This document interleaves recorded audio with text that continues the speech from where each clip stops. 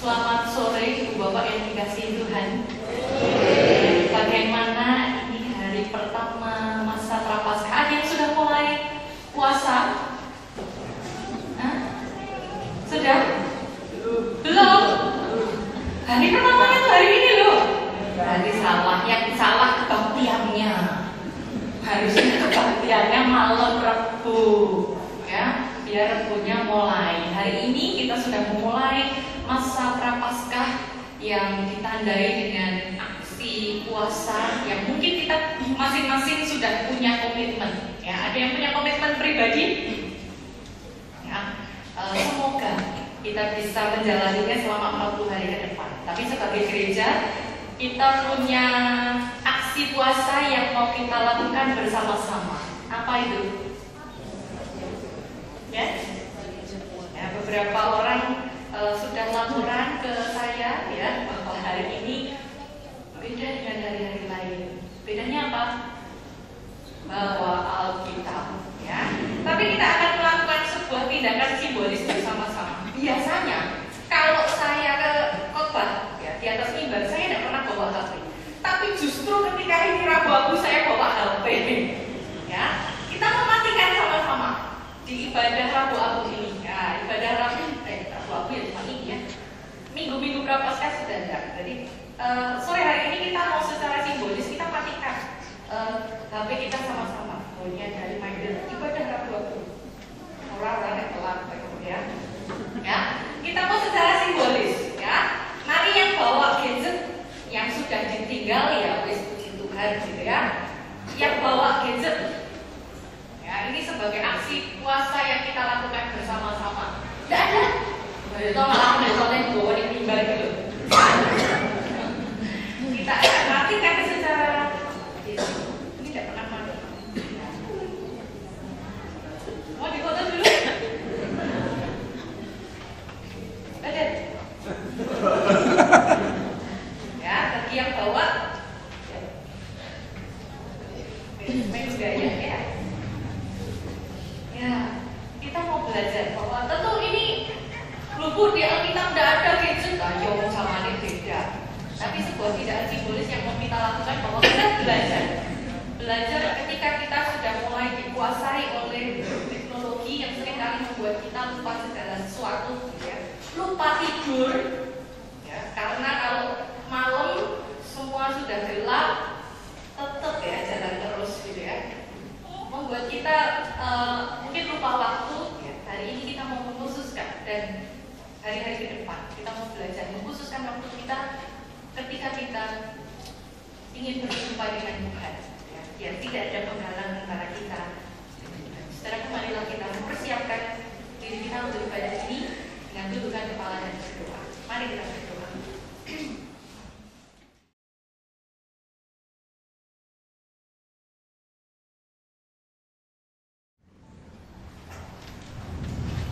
Dalam masa sesudah kelahiran Yesus benar-benar pada zaman Raja Herodes, nampaklah orang-orang Majus mempersiapkan diri untuk mengunjungi bayi Yesus.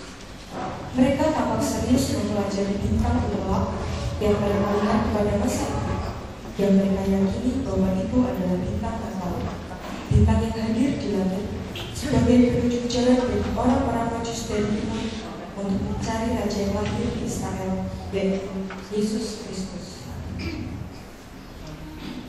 Jika dilihat dari cahayanya, sepertinya bintang terang itu adalah tanda lahirnya Raja yang telah dibuatkan. Sebentar, Pak.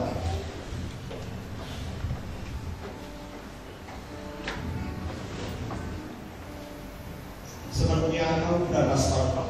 Tapi kita tak bisa memastikannya. Kita harus pastikan apakah itu bintang terang. Apakah kalian berdua yakin akan bintang Natal itu? Coba.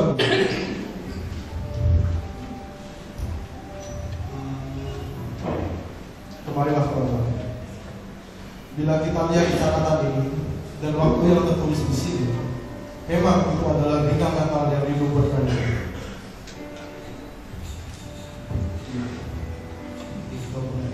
Teman-teman, lihat teman-teman, lihat tanda itu teman-teman. bintang bintang terang itu, bukankah hal itu menunjukkan bahwa sang raja telah lahir? Hei Artaban, dari mana saja kamu ini?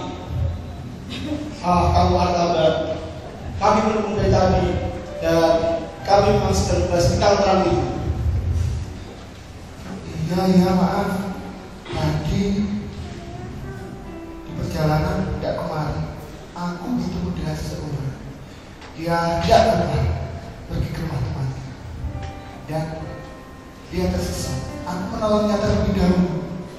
Ya, akhirnya aku terlambat sampai di sini. Maafkan aku, teman. Ya, Artaban. Kebaikanmu memang selalu menyulitkan dirimu sendiri. Ya sudah teman-teman, kita tidak perlu memperpanjang semuanya. Lalu apa yang harus kita lakukan sekarang? Kita harus segera memulai perjalanan untuk mengikuti bintang terang itu agar kita dapat bertemu dengan bayi yang telah dinubuatkan akan menjadi raja bagi segala bangsa. Dan tetapi sebaiknya kita mempersiapkan hadiah buat dia. Bagaimana? Ya, saya sangat setuju dengan Bung. Kita harus mempersiapkan semuanya dengan baik. Kita mulai perjalanan kita 2 hari lagi dan kita berkumpul di tempat ini. Bagaimana? Aku setuju dengan Balthazar. 2 hari lagi di waktu yang sama dengan hari ini kita berkumpul di tempat ini untuk segera memulai perjalanan kita. Baiklah, kita akan berjumpa lagi di tempat ini. Tetapi jangan lagi ada yang terlambat seperti hari ini, karena kita tahu bahwa perjalanan kita tidak akan mudah. Baiklah, aku sepakat. 2 hari ke depan kita berkumpul di tempat ini lagi. Mari kita berangkat.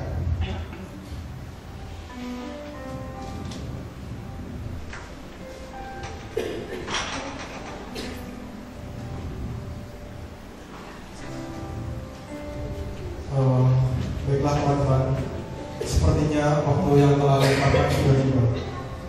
Mari kita mulai perjalanan kita untuk mengikuti jejak bintang terang itu. Tunggu sebentar. Bagaimana dengan kabar? Dia belum sampai di tempat ini dan dilihat dari kejauhan sepertinya belum ada tanda-tanda dia akan sampai di tempat ini. Tapi bukankah kita sudah sepakat untuk tidak menunggu lagi, karena kita tahu bahwa perjalanan kita akan sangat panjang dan sangat melelahkan. Ya, kamu benar sekali, Marsha. Aku setuju dengan itu. Kita memang sudah sepakat tentang hal ini. Kita tidak perlu menunggu lebih lama lagi. Ya, sebaiknya kita berangkat sekarang. Mari kita kemasi barang-barang. Mari.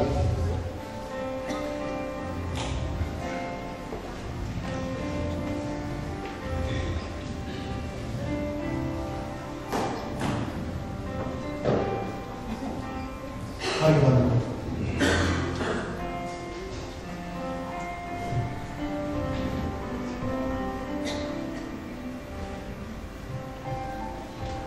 Maka berangkatlah Kaspar, Melchior, dan Balthazar mengikuti bintang terang dan bintang Natal untuk mencari bayi Yesus. Lalu, bagaimana dengan Artaban? Apa yang membuat Artaban tidak datang pada waktu yang ditentukan? Ketika Artaban dan kawan-kawannya mengetahui bahwa ada seorang raja besar akan dilahirkan, tanpa ragu ia menjual semua harta bendanya dan kemudian dia membeli hadiah yang akan dia persembahkan kepada sang raja. Artaban sudah membuat janji dengan ketiga temannya untuk bertemu di suatu tempat. Kaspar, Melchior, dan Balthazar sudah mengatakan dengan tegas kalau Artaban sampai terlambat semenit saja, mereka akan pergi meninggalkan Artaban sendiri. Artaban pun setuju. Ketika sudah hampir tiba waktu perjanjian, berjalanlah Artaban menuju tempat yang sudah disepakati.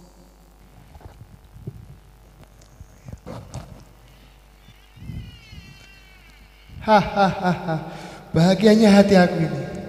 Semua hadiah sudah aku beli. Sebuah batu safir, sebuah batu rubi, dan mutiara yang indah yang akan aku hadiahkan bagi sang raja.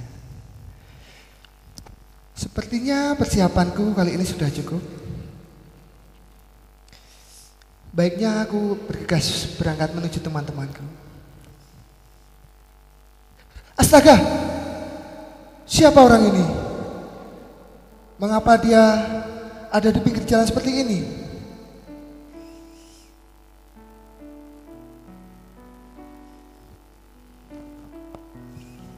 Ya ampun,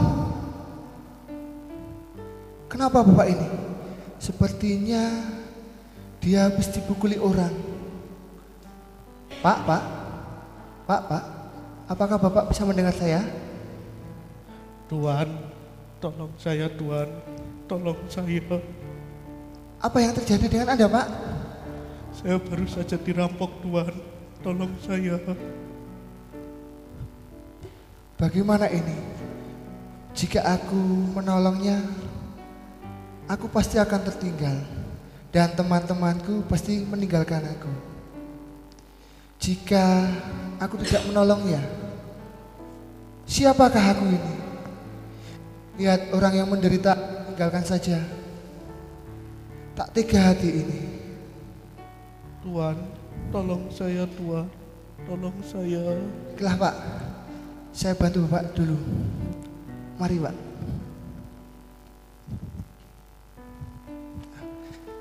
Sebaiknya kita mencari penginapan atau tempat untuk Bapak beristirahat dan menyembuhkan luka Bapak. Mari Pak.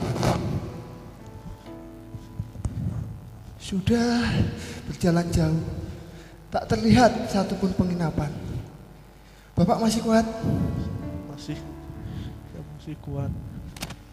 Di depan ada penginapan, coba kita anu. Permisi Tuan. Permisi. Ya, tunggu sebentar. Kenapa ini Pak? Ada apa ini? Tolong sediakan kamar kosong Pak, buat teman saya. Oh ya, mari saya antarkan.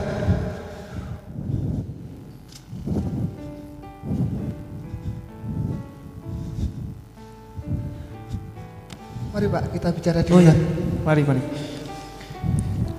Bagaimana kalau teman saya aku tinggalkan di sini? Karena saya akan melanjutkan perjalanan. Tapi bagaimana dengan pembayarannya? Bapak jangan khawatir.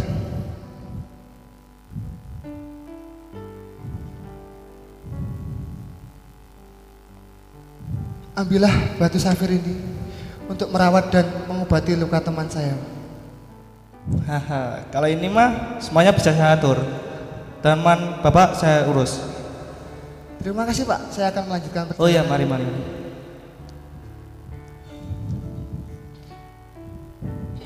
Batu safir yang seharusnya aku berikan bagi sang raja, kini telah aku pakai. Tetapi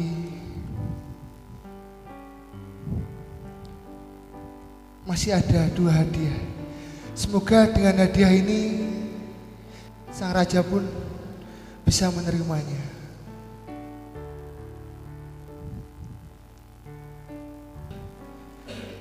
Seperti yang saya duga, teman-temanku sudah meninggalkan aku terlebih dahulu. Mungkin keterlambatanku kali ini cukup lama, hingga teman-temanku meninggalkan aku. Alangkah baiknya aku akan bergegas menyusul teman-temanku dan mengikuti bintang terang itu.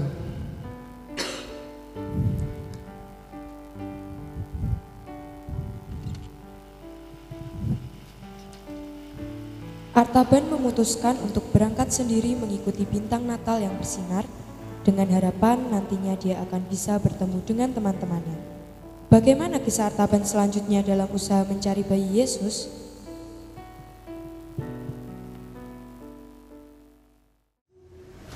Walaupun sudah berusaha mencari ketinggalannya, ternyata ketiga temannya sudah sangat jauh.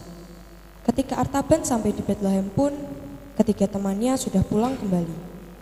Bayi yang baru lahir sebagai raja besar sudah tidak ada lagi. Maka Artaban memutuskan untuk mencari sebuah penginapan untuk beristirahat sejenak sambil mencari informasi tentang keberadaan sang raja. Pemilik penginapan adalah seorang ibu yang memiliki seorang anak kecil yang berusia kira-kira 2 tahun.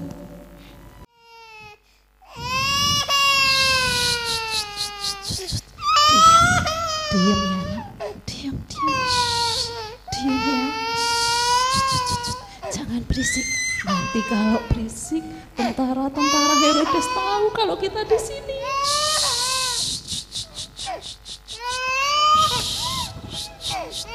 Diam ya, diam. Hei, lihat, ada anak kecil di sana. Ayo kita sana. Serahkan anakmu pada kami. Tidak, Tuan. Tidak. Cepat serahkan. Tidak, Tuan. Ini adalah perintah raja. Tidak. Serahkan. Saya tidak akan menyerahkan anak saya, Tuan. Jika kamu tidak menyerahkan, maka kami akan memaksa. Tidak, kasihanilah kami, Tuan. Cepat, Jangan ambil serahkan. anak saya. Serahkan. Tidak. Cepat. Tidak, Tuan. Ada apa ini? Tidak. Tuan, tolong saya, Tuan. Kenapa Tuan, ramai tolong sekali? saya. Mereka akan membunuh anak saya, Tuan. Siapa kamu? Jangan ikut campur urusan kami. Maafkan saya tuan-tuan. Perkenalkan, nama saya Artaban. Saya dari timur datang ke Bethlehem dalam suatu urusan. Bukan maksud saya untuk mencampuri urusan kalian. Tapi saya dari dalam mendengar ribut, lalu saya keluar. Ibu ini tidak menyerahkan anaknya pada kami, maka kami akan memaksanya. Mereka akan mengambil anak saya untuk dibunuh, Tuan. Tolong selamatkan kami, Tuan. Apa? Dibunuh? Iya, Tuan. Bagaimana mungkin? Ini adalah perintah dari raja. Dia memerintahkan kami bahwa setiap anak yang berusia 2 tahun harus dibunuh. Dan anak itu adalah salah satunya. Jadi jangan salahkan kami. Peraturan seperti apa itu? Bukankah peraturan seperti itu sangatlah keji? Mengapa Raja Herodes ingin membunuh anak ini? Karena beberapa waktu yang lalu raja mendapat kabar bahwa telah lahir seorang bayi ke dunia. Dan itu membuat Raja Herodes menjadi tidak tenang. Lalu bagaimana dengan kerajaannya nanti? Itu benar. Dan karena dia tidak mengerti bagaimana yang akan mengganggu tahta dan kekuasaannya, maka dia memerintahkan kepada kami bahwa setiap anak yang berusia 2 tahun harus dibunuh tanpa kecuali. Tapi Tuan, anak saya tidak bersalah, Tuan. Tolong selamatkan kami, Tuan. Tuan-tuan, apakah kalian tidak punya belas kasihan? Bagaimana jika bayi yang kalian kejar ini adalah anak kalian? Maaf Tuhan, sebenarnya kami pun tidak tega. Tetapi jika kami tidak melaksanakan, maka kami yang akan terkena celaka. Ya, itu benar. Kami pun tidak ingin celaka. Sudah, tidak usah berbicara. Cepat serahkan bayi itu, atau Tidak, kalian akan Tuan. saya bunuh. Tidak. Cepat. Tidak, Tuan. Tunggu, tuan-tuan. Tidak, Tuan. Saya punya penawaran yang menarik buat kalian. Tunggu sebentar.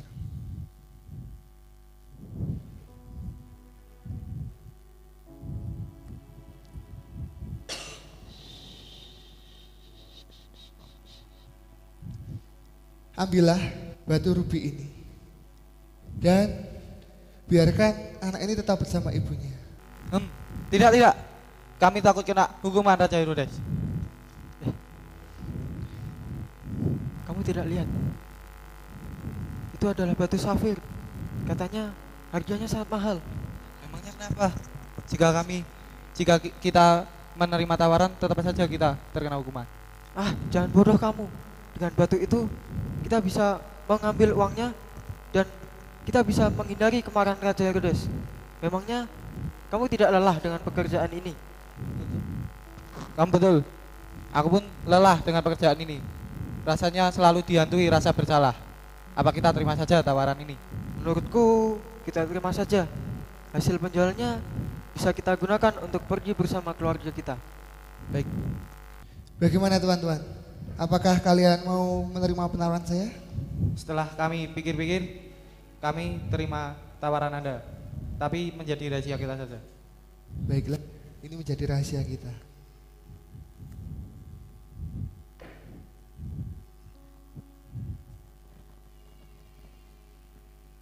Terima kasih, Tuhan.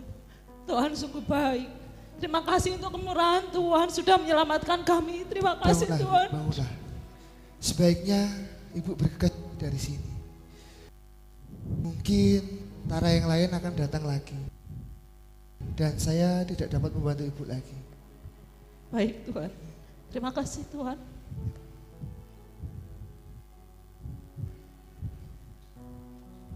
Belum juga aku temui sang raja besar itu. 2 hadiah telah aku pakai. Kini tinggal 1 hadiah yang aku punya. Semoga dengan hadiah ini sang raja pun mau menerimanya. Setelah peristiwa yang dialaminya hari itu, Artaban akhirnya memutuskan untuk melanjutkan perjalanan menemui Yesus. Akankah Artaban bertemu Yesus dan menyerahkan hadiah yang telah dia persiapkan?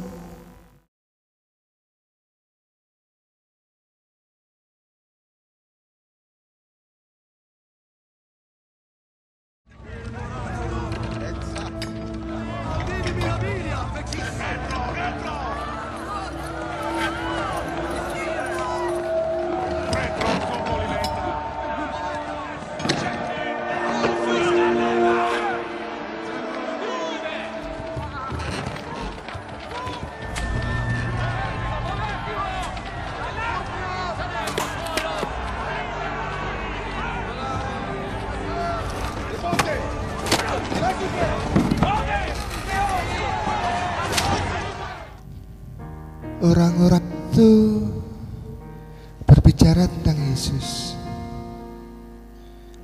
Apakah dia Yesus yang selama ini aku cari? Kenapa mereka bilang Yesus akan disalibkan? Aku harus bergegas. Semoga dengan hadiah terakhirku ini bisa menolong sang raja. Ayo, cepat, ikut aku. Diam, jangan menangis. Ada apa, Nak? Kenapa engkau menangis? Ayah saya, Tuan. Ayah saya berhutang kepada orang itu dan tidak sanggup membayarnya. Ya, ayahnya berhutang banyak uang padaku. Dan sesuai perjanjian yang kami buat, anak ini menjadi budakku. Artaban tertegun dengan kisah anak perempuan ini. Hatinya kembali berkecamuk. Bagaimana dia akan menolong anak ini? Artaban pun teringat akan hadiahnya. Tinggal 1 mutiara yang dia punya. Apa yang bisa dia lakukan dengan mutiara tersebut? Untuk menyelamatkan Yesus atau anak perempuan ini? Artaban sudah cukup tua dan akhirnya dia memutuskan untuk menyelamatkan anak perempuan yang masih sangat muda ini.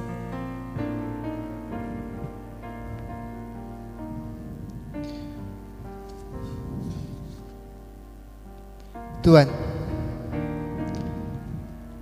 apakah mutiara ini cukup untuk melunasi utang anak ini? Wow, mutiara itu, kau ingin menukarnya dengan anak itu?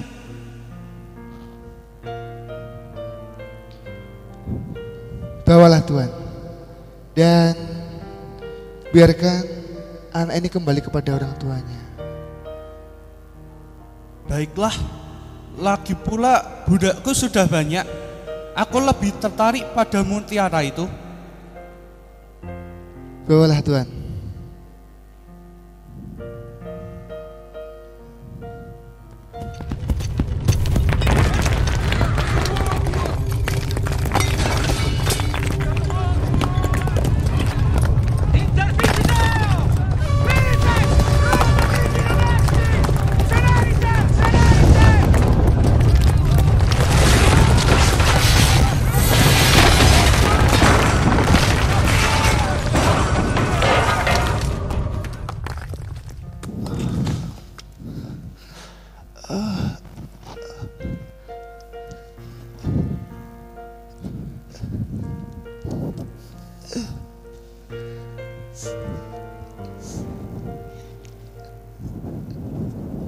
Aku gagal.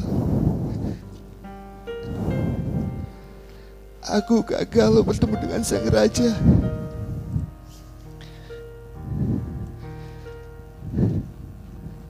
Aku akan mati sebelum aku bertemu dengan sang raja. Aku tak bisa memberikan apa-apa bagi sang raja. Aku gagal.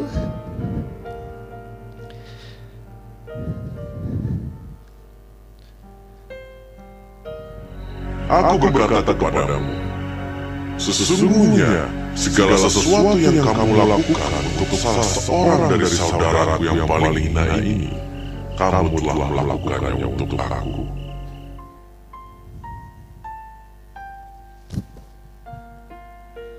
Artaban mengembuskan nafasnya.